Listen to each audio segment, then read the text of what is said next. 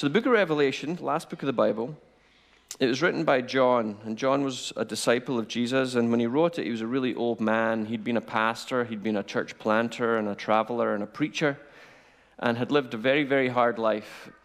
And at this stage in his journey, John was a political prisoner, courtesy of the Roman Empire.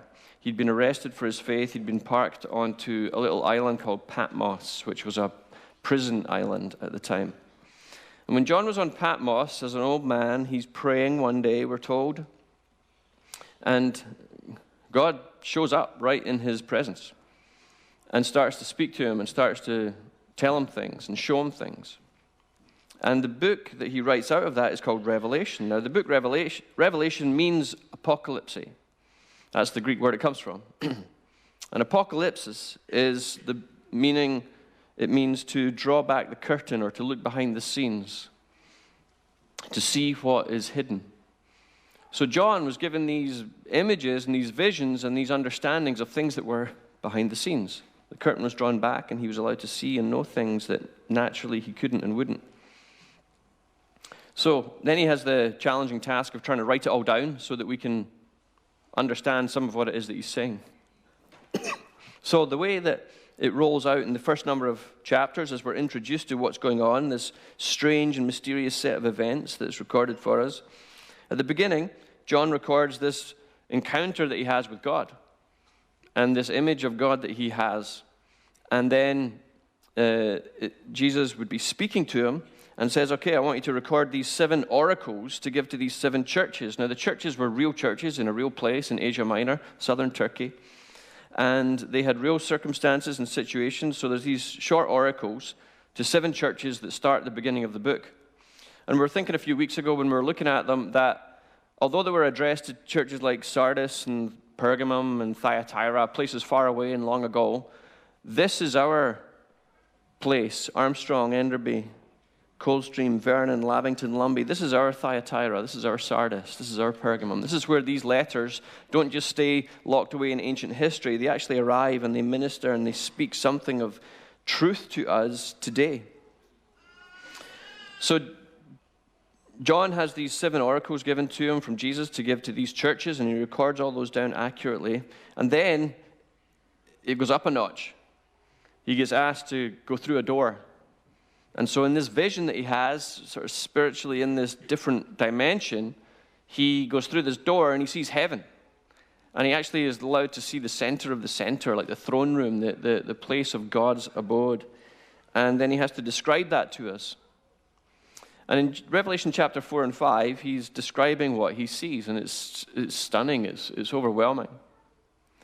And the summary would be that in chapter 4, he's explaining and recording for us the song of chapter 4 is that God is the God who creates. If you see a work of art, you presume that the work of art is there because there's been an artist, right? Paintings don't just appear. If there's something beautiful, somebody's painted it. Well, if there's a creation, there's a creator. It doesn't just appear and bring itself to be. There is somebody who is responsible for the magnificence and the genius of creation and nature. And chapter 4 points at God and says, God's the one who made it all. He's the one who sustains it all. He gives it all purpose. He gives it all meaning. He gives it order and beauty and design. And then in chapter 5, the story intensifies a bit because we're introduced very specifically to Jesus. And all of the angels and the action of the throne room of God is pointing at Jesus and saying, okay, he's the one who reclaimed creation. It fell away, it was broken. And he was the one who stepped in to do something that couldn't have been done otherwise. He even died and was raised again in order to accomplish what needed to be done. So chapters 4 and 5 give us this magnificent scene of God as creator, as Jesus as the redeemer, the reconciler of all things. And then at the end of chapter 5, we left it last week where Jesus is standing there. We're told that he's got a scroll in his hand. And the scroll has writing on both sides, and there's 7, the image would be 7 wax seals that hold it closed. And he's the only one worthy to hold the scroll, and we see that it was the scroll of history, the scroll of everything. All life, all meaning, all events, all of the story of history is written somewhere. Symbolically, it's written on this scroll. And then that's where we left it last week. And so this week, we see what happens when Jesus starts to open the seals of the scroll. That's the next part of the plot that we encounter. But a couple of warnings as we proceed. The style in which John wrote his visions is called apocalyptic literature. And certain rules and principles apply to apocalyptic literature that we're not normally familiar with, and so we need to pay attention. If we just make up our own version of this, we're in deep weeds really fast. We're into a world of total weirdness if we don't understand how this works. But if we understand a little bit of how apocalyptic literature does work, there's actually some deep and significant meaning in this that helps navigate our lives, actually. One of the rules that I've kept repeating, and I will keep repeating, is the principle that in Revelation, everything is real, but not everything is literal. Everything is real, but it's not literal. So that's important as we proceed this morning, because we're going to talk about what's traditionally been known as the 4 horsemen of the apocalypse, which is really getting into some of the extremely interesting and somewhat strange stuff. But beyond the imagery, there's actually some deep meaning for us that we can learn from. So if you have a Bible, you might want to follow along, or it's going to be on the screen, in Revelation chapter 6. And we're going to read what happens when Jesus opens the first 4 seals on the scroll, and starts to unfold the meaning of history, starts to explain why life is the way it is. Okay, so we jump in, Revelation 6. I watched as the Lamb, that's Jesus, that's the image that he's been given, the Lamb of God, as he opened the first of the 7 seals. Then I heard one of the 4 living creatures say in a voice like thunder, "Come." And I looked, and there before me was a white horse. Its rider held a bow and was given a crown, and he rode out as a conqueror bent on conquest. When the Lamb opened the second seal, I heard the second living creature say, "Come." Then another horse came out, a fiery red one. Its rider was given power to take peace from the earth and to make people slay each other, and to him was given a large sword. When the Lamb opened the third seal, I heard the third living creature say, "Come," and I looked, and there before me was a black horse. Its rider was holding a pair of scales in its hand. Then I heard what sounded like a voice among the 4 living creatures saying, 2 pounds of wheat for a day's wages, 6 pounds of barley for a day's wages, and do not damage the oil and the wine. When the Lamb opened the 4th seal, I heard the voice of the 4th living creature say, "Come," and I looked, and there before me was a pale horse. Its rider was named Death, and Hades was following close behind him. And there they were given power over 1/4 of the earth to kill by the sword, famine, and plague, and by the wild beasts of the earth. Okay, oh my goodness, some pretty intense and somewhat disturbing imagery here. What do we do with that? Well, first thing to do, don't Google 4 horsemen of the apocalypse, all right? That's just the first little word of advice. You'll get freaked out. Like, you'll lose sleep over the pictures and the products. So, yeah, Google's not helpful at this point. For the last 1,000 years, artists have been portraying the 4 horsemen as literally 4 horses galloping around with 4 people on them. That's not particularly helpful, because although this is real, it's not literal. Another thing, I'll just tell you basically the punchline right at the start. What we've normally done with this, in the modern imagination, the book of Revelation is about the future. Everything is about what's going to happen at some distant date. And so we read this and we think, oh my goodness, there is going to come a day when these 4 horses are going to be released somehow mysteriously from heaven, and whether they're literal or whether they're real or whether they're spiritual or whether they're physical, it's going to be nuts. Right? And they're going to rampage around, and everybody's going to die, and things going to go wild. And we think it's some future event that we're waiting for. I don't think so. I think these horses have been wandering around, trampling things for a long time. And this actually explains to us why life is the way it is. Why is there conflict? Why is there brokenness? Why is there trouble all over the world? Jesus is explaining it here, and he's using these horses as imagery to tell us that there is these powers, these calculated powers of malevolence at work upon creation that are breaking that which God holds together. They're trying to destroy the very goodness of the world. Okay, so let's jump in, make a bit of sense of it. The first horse we meet is white, and it has a crown, and the rider has a bow. The rider has a crown as well. So we might think, oh, well, the white horse is a good horse because in Revelation the color white is normally a good color, right? And it has a crown, and we might think, okay, that sounds like a Jesus-type figure or a kingly good figure with the white and the crown. I don't think so. I don't think this is a good horse or a good scenario. The crown gives the image of authority. The bow gives a picture of purpose to make war. And the key phrase is that this rider is bent on conquest, bent on control, bent to try and conquer, to crush, to keep. Okay, strong imagery, strong words that are used here. And these are never words that are used of God. God is not interested in crushing and conquering, but rather redeeming and reconciling.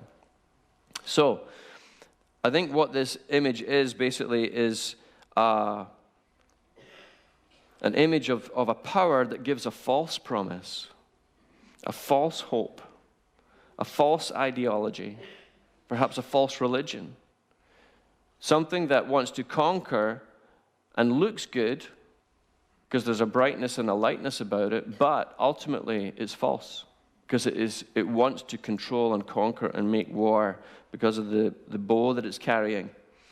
And really, if it's built on some sort of falseness and deception, you could say, if you go right back to Genesis and you have the whole scenario of the Garden of Eden and the deception there and how that played out, this horse has been wandering around, you could say, from the very, very beginning. There were false promises made and broken. There were lies told. There was an ideology that we could live at a great distance from God and not care and be okay, and we've realized throughout history that's not the way it works. We were never created to live at a distance from God and be okay. We were actually created to know God and have some sort of nearness and connection and faith, and that's the challenge and the mystery of our lives together. So whether it's at a global level of great ideologies and religions, or whether it's at the political level of empires and governments making promises, or whether it's just our own individual lives trying to figure out the truth, there's this reality that we deal with, that there's a lot of falsehood in the world. There's a lot of lies. There's a lot of false promises. And this white horse at the beginning, I think, represents that life is full of broken promises and, false ideologies that don't actually answer the deeper questions that we ask. The second horse that we're introduced to is the opening of the second seal, and it's red, and we're told it brings conflict, it brings war, it has a sword, and there's the power of violence that is estimated into this one, and so red, obviously the color of blood, and so again, we don't have to wait for this horse at some distant future date. Since Cain and Abel, there was blood on the ground and there was violence, and ever since then, it's been the same story. Any empire that has raised itself, any nation that has raised itself, almost inevitably this horse has gone out galloping before it, and there's been bloodshed, there's been conflict. It's been by the power of the sword that the world has been shaped to be the way it is. So we don't need to wait for this reality. We actually already live in it. It's part of why the world is the way it is. And you also don't need to think of it just on the level of nations and empires. In every schoolyard, there's a bully, right? In every neighborhood, there's a tension. So it's just inevitably a part of life. There's this conflict. Sometimes it is with weapons, sometimes it is with words, but the human race has this pathological bias towards conflict. We almost can't help ourselves, it seems. And the second seal with the second horse would maybe shed a little bit of light on that. The third horse is black. So he opens the third seal. This black horse emerges, and the rider on it, it's a bit of a strange scene now. So he's holding a set of scales, and there's this statement comes from the presence of God where it says, okay, a day's wages for a loaf of bread, a day's wages for a bag of barley buns. But don't touch the oil and don't mess with the wine. So what's all that about? Scales, buns, wine. Well, this is an image of what you would call radical financial inequality. A day's wage for a loaf of bread, minimum wage, whatever that is, right? 8 hours, that's about $100. $100 for a loaf of bread. Who can afford to feed their family? $100 for a loaf of bread. Well, no one. $100 for a bag of buns. Forget that. Okay? So there's this sense in which the image is being put out here to say, financially, things are completely broken. The scales are not equal. But then it says, don't touch the oil. Don't mess with the wine. Oil not being the oil in your car. Oil being olive oil, which was an item of luxury back then. So the oil and the wine, they're just fine. They're the luxury items. But the basic necessities of life are too expensive for people to get and feed their family. So he's saying here, this horse represents drastic financial inequality where there is terrible poverty, but there's also lavish luxury. Some people have got way more than they need, and some people don't have nearly enough. And we don't have to wait for that horse. We just look around our community. We look around the world. Oh, my goodness. The scales are so out of whack. Right? The statistics, the numbers, we could just numb each other with all the numbers that would tell us how radically unequal the world is financially. And so this is an explanation of reality and an explanation of history. It's not really just a future cast of something traumatic that's going to come later on. And you've got to remember as well that the book of Revelation had to make sense to its original recipients, which were the churches back in Asia Minor 2,000 years ago. So if everything in the book is really just about this radical future, then it doesn't make any difference to the church back then. But it had to make sense to them because it was to them. And so they would have read this and they would have got this. They would have said, yeah, we know what it feels like for these horses to trample us because we're living in the Roman Empire right now. You want to talk about politics, religious cults, false promises, false peace, financial inequality, bloodshed. The church back then could have said, we get it. These horses are trampling us down. We are living in that world. We don't have to wait for them in the future. It is just what it is. It's the world in which we live. And then we have the fourth horse that's released as the seal is opened. And this one, we're told is pale, and the rider is death, and following behind it is Hades. Hades being the place of the dead. So we have this tremendous graphic, symbolic picture of this horse creature with death on it, and it's terrible.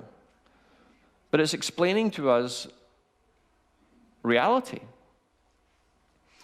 Because it says it has influence over 1/4 of the earth. Now, I don't think it means by 1/4 of the earth that actually only 25% of the world would be affected by this horse. I think what it means is that the influence would be significant but limited. It would hit hard, but it wouldn't hit everything all at once. Significant but limited. Because it talks about famine. And then it uses a word which is a bit awkward to translate. It means plague and pestilence and disease and blight. In other words, all the brokenness that happens to the environment and all the brokenness that happens to our bodies. The disease, the blight, the plague, the pestilence. All of that brokenness is symbolized by the rider and this horse. And it basically tells us, one way or another, death will be a part of life, and so it is. We've already had that conversation this morning. Death will be a part of life. There will be influence, but it will be limited. And we're introduced to the characters Death and Hades. In chapter 1, we were also introduced to death and Hades, but the beautiful part is that Jesus said that he holds actually the keys to death and Hades. He has power and authority over them. He has the keys. He hasn't lost them. He hasn't given them away. So all of what is happening here is all these seals that are being opened, they're being opened in the throne room of God, where there is peace, where there is a stability, where there is the beautiful old Hebrew word shalom. There's rightness. There's goodness. So even though there's a wildness to these images, it's coming from a place of steadfast peace. So, like I was saying, we don't have to wait for the future for these horses to be released to do their worst. They're already here. And it's not so much as if they're actually real horses. The point is, again, apocalyptic literature uses imagery to explain to us political, spiritual, social, cultural forces that are at work. And that's been done here by these horsemen. Now, another thing, if you're really into the technicals of Revelation, one of the motifs that you bump into is this thing called parody. And parody is that when there is a real version of it in God, there's a parody version of it in the world. And parody means lesser and false. There's a lesser false version. So these four horsemen that bring chaos to the world are a parody version of the four creatures, the four living creatures that are around the throne, that are loyal to God and are harmonizing with God and are representing the goodness of God and the greatness of creation, whereas the four horsemen are wrecking creation and are messing with everything. So there's a parody here between the four and the four. If you want to get into that, then you can dig a bit deeper. So I think that helps to explain some of the trouble in our lives and in the world. Jesus here is not so much prophesying some particularly specific end-time event. He's rather explaining why history is the way it is, because there are these calculated, malevolent forces at work through government, through empire, through ideology, through individual personalities, through systems and structures, through nature, and through relationships. It's just all broken. And there's a struggle that is involved with it. There's a lot of beauty and there's a lot of joy, but there's also a lot of trouble. Okay, we'll keep going very quickly, and then we'll find out that there's a good question that comes up in the next half, and it gets a little bit even more intense and incredible as we read. All right, so we're jumping in at verse 9. When he opened the fifth seal, I saw under the altar the souls of those who had been slain because of the word of God and the testimony that they had maintained. They called out in a loud voice, "How long, sovereign Lord, how holy and true, until you judge the inhabitants of the earth and avenge our blood?" Then each of them was given a white robe, and they were told to wait a little while longer until the full number of their fellow servants and brothers and sisters had been killed just as they had. I watched, and as he opened the sixth seal, there was a great earthquake. The sun turned black like sackcloth made of goat hair. The whole moon turned red like blood.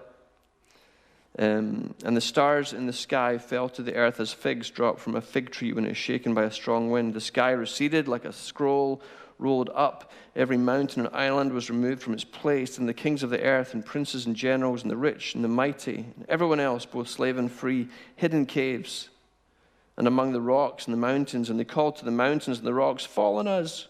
Hide us from him who sits on the throne and from the wrath of the Lamb," that's the Lord. "And for the great day of their wrath has come, and who can withstand it?" Okay, this is us really neck deep in the wildness of Revelation now. So what do we do with this? Well, first of all, we're confronted with this extraordinary scene where John is able to see and hear a conversation of great intimacy, actually, and great significance between the souls of those who had been killed for their faith and the Lord. So We're told that the souls are somehow represented there. They're at a place of nearness to God in the throne room. And they ask a question. They say, how long? How long are you going to put up with this? How long until you do some justice? Our lives have been stolen from us. We've been killed for our faith because the church back then was being systematically persecuted, right? So there'd been many people who had been killed because of their Christian faith. And they're asking this question, how long, Lord, till you set the record straight, till you balance the scales? Because our lives have been stolen, and God gives them this answer. And it's an interesting one. He says, just a little while longer. Just a little while. Now,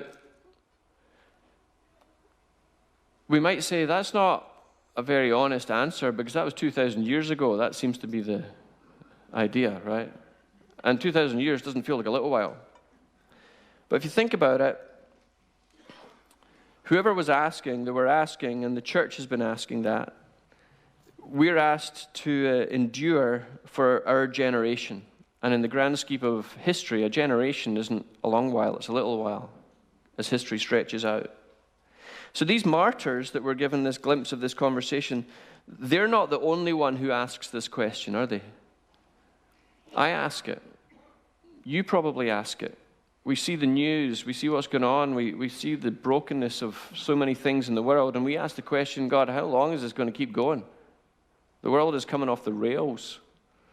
Things seem to be escalating, intensifying. How long until something breaks completely and there's an intervention? How long, God, till you do something obvious and irreversible? And we ask that question, and I think he gives us the same answer. He says, okay, just a little while longer. Just hang in there just a little while. Just keep going. Don't give up. Don't back down. Just keep going. For how long? Well, a little while. But the horsemen, they're trampling all over the world. Yeah. Just a little while. So there's this invitation to keep close and keep going. And the little while, I think, is a brilliant answer because it gives us just enough. So we keep going for a little while longer. And then we're given at the end there a call to perseverance. Now that, again, is a recurring motif through Revelation, is this call to perseverance, to hang in there. Why? Because it's going to get hard. And things are going to get difficult. And sometimes they already are. And we have to be aware of that. So the call to perseverance, and that's reinforced here as well. And then we have the sixth seal, which I'm going to finish on this morning, is this sort of wild vision of what they would call cosmic disturbances. So, you know, the sky changing color, and the sun changing, and the moon changing, and things disappearing, and mountains shaking, and islands moving, and you know, meteors and stars falling and hitting the earth. Okay, everything's real, but not everything's literal. So we're not actually, at this point, talking about a star hitting the earth. If that actually happened, then it would be lights out, game over anyway. Okay, if you look at the physics of it. What John is doing here is he's talking about judgment. He's saying at some point in the future, because the sixth seal in each of the different things that we're going to look at in the days ahead, every time you hit the number 6, it comes to the future. So it looks over the horizon and it says there's something brewing. So buckle up. And what it is that's brewing is this sense of judgment. And what John does here is everything that has been described to us here, the stars and the sky being rolled up and the mountains and the islands and all that shaking and moving, everything has already been talked about in the Old Testament. There's nothing original in this part. So you can go to Isaiah, Joel, Zechariah, Habakkuk, Daniel, Ezekiel. In all of those places, every single image here has already been used in the Old Testament.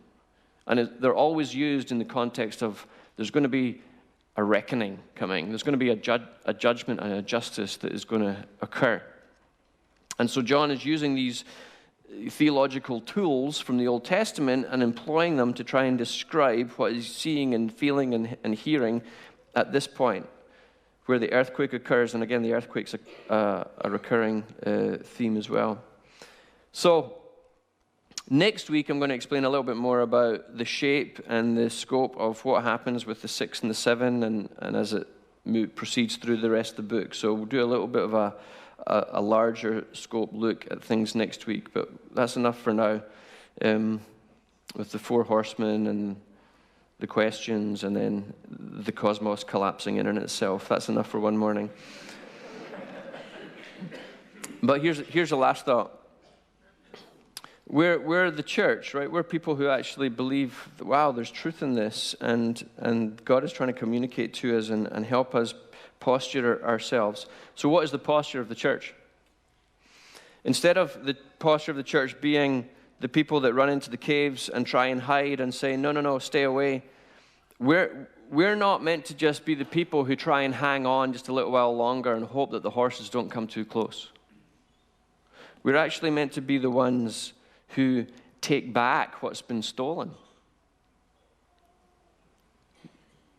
who rebuild what's been broken, to reclaim what's been lost, to believe and to live in what Paul calls the foolishness of the gospel in a world that's being trampled by horses and millions of people under their hoofs, and they don't even know. And the church has been given this strange insight and mission to be really helpful and important, to try and reach into our communities and into our schools and into our places of work and into our families and our lives with light and with love and with forgiveness and with grace and with all these things that the horses hate. But all these things that God gives us to be with justice and mercy and truth and generosity and peace and hope, to confront the bullies, to outsmart the lies and to tell truth, to bind up the broken, to pour out the love, because God ultimately gives himself to us as a God who is love. God is not looking for ways to judge and condemn the world. He's looking for ways to bless and redeem the world. And he does that through the church. And God's magnanimous plenitude of outpouring love comes through the church. And so we're the ones who are called to take a stand, not run and hide, not just try and hunker down until the storm passes, but to stand up and to be the voices and to be the people who demonstrate something a bit different. To not cooperate with the horses, but to cooperate with the gospel. And to do that with grace and with humility. And we're told that the 4 horsemen one day will be washed away. There'll be nothing left of their evil deeds or their influence. But until that day, we are called to stand our ground, to look after each other, to reach into our community, to bring grace and life, and to pray.